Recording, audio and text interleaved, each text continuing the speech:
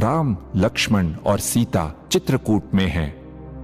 वहां जाने का रास्ता मैं तुम्हें बताता हूं, पर उससे पहले आप सब आज रात यहीं विश्राम करें। उस रात भरद्वाज मुनि ने भरत के लिए एक भव्य सत्कार का आयोजन किया। इसका रोचक वर्णन 91वें सर्ग में है। नदी में स्नान का प्रबंध था। सुगंधित चूर्ण, पाउडर, चंदन का उपटन, आईने, कपड़े, जोड़े, कंघियां सब उपलब्ध था। गायक, वादक और नर्तक मनोरंजन कर रहे थे। मधुर लयबद्ध संगीत सबके कानों में ही नहीं, बल्कि समस्त पृथ्वी और आकाश में मानो गूंजने लगा। पवन के हल्के हल्के झोंकों से बिल्व वृक्ष झूमने लगे, जैसे मृदंग बजा रहे हों। पीपल के पेड़ मानो नृत्य कर रहे थे। फूलों की वर्षा हो रही थी। एक विशिष्ट कक्ष में भरत और अन्य वरिष्ठ अतिथियों के लिए प्रबंध किया गया था। अतिथियों ने दिव्यांगनाओं का विलक्षण नृत्य देखा और स्वादिष्ट खीर खाई।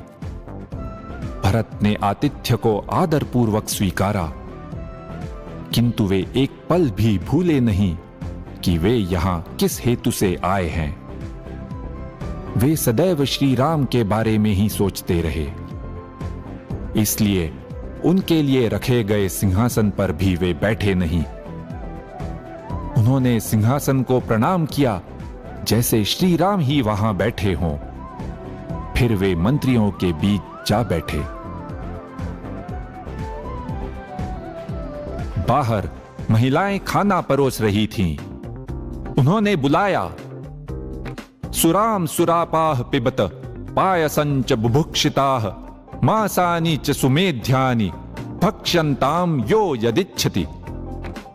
जो मधुपान करते हैं उनके लिए मदिरा है, जिन्हें भूख लगी हो उनके लिए खीर और मांस है। जिसको जो चाहे ले ले। मांस था हिरन, मोर और मुर्गी का। मार्ग मायूर कौकुटैहि।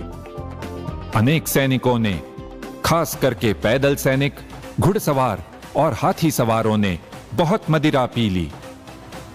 फूलों के हार पहनकर नाचते, हंसते और गाते हुए वे इधर उधर दौड़ रहे थे।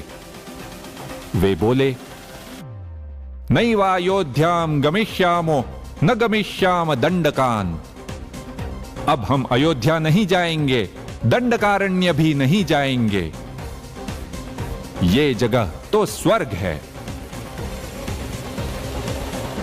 भरद्वाज मुनि ने ये सब कैसे होने दिया? मुझे आश्चर्य होता है कि वाल्मीकि जी ने ऐसी बातें कही है।